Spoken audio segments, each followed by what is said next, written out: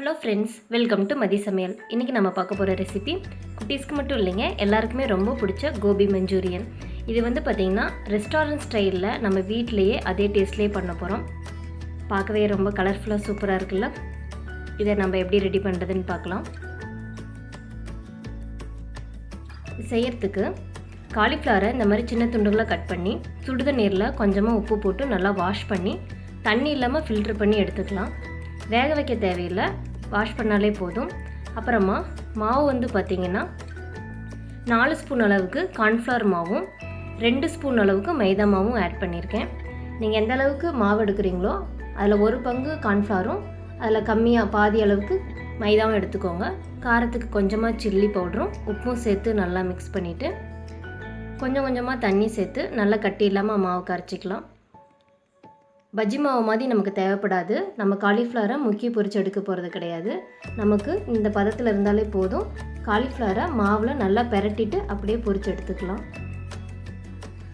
தேவையான அளவுக்கு எண்ணெய் சூடு பண்ணிவிட்டு எண்ணெய் நல்லா சூடானதும் மீடியம் ஃப்ளேமில் வச்சு எல்லா காலிஃப்ளவரையும் பொரிச்சு எடுத்துக்கலாம்.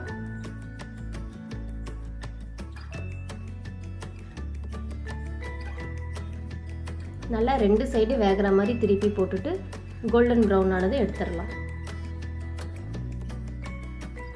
இதே போல் எல்லாத்தையும் பொரிச்சு எடுத்துட்டு நம்ம மஞ்சூரியன் செய்ய ஆரம்பிச்சிடலாம்.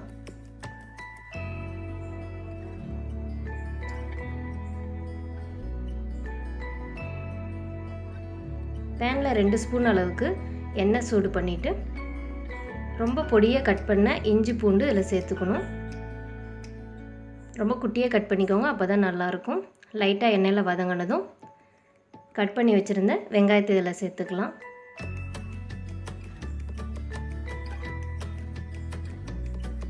வெங்காயம் கொஞ்சம் வதங்கினதுக்கப்புறமா குடைமிளகாயை சேர்த்துக்கணும். குடைமிளகாயும் வெங்காயமும் இந்த சைஸில் கட் பண்ணிக்கலாம், மஞ்சூரியனுக்கு நல்லாயிருக்கும்.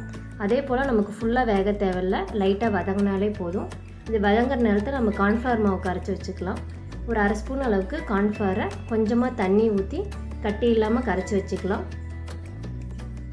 இது இருக்கட்டும். இப்போ இதெல்லாம் நம்ம சாஸ் ஆட் பண்ணிக்கலாம். 1 ஸ்பூன் அளவுக்கு சோயா சாஸ், 1 ஸ்பூன் அளவுக்கு chilli sauce, 1 spoon tomato sauce, கொஞ்சமாக உப்பு. இதை சேர்த்துட்டு நல்லா கலந்து விட்டுக்கலாம்.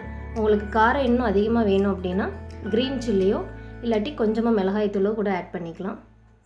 கொஞ்சம் இது வதங்கினதுக்கப்புறமா நம்ம கரைச்சி வச்சுருந்த கார்ன்ஃப்ளவரை இதில் சேர்த்துக்கலாம். கொஞ்சம் ஜூஸியாக வேணும்னா லைட்டாக தண்ணி ஆட் பண்ணிக்கலாம்.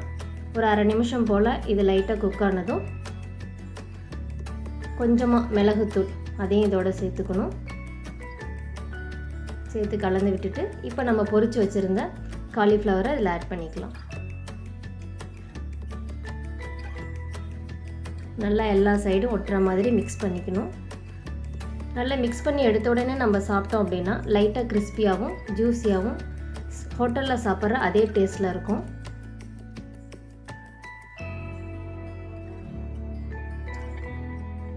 கூடவே குட்டியாக கட் பண்ணி வச்சுருந்த கொத்தமல்லி இலைகளை சேர்த்துட்டோம் அப்படின்னா நம்மளோட மஞ்சூரியன் ரெடி ஆகிடுச்சு.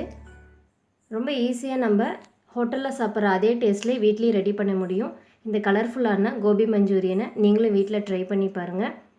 தேங்க்யூ ஃபார் வாட்சிங்.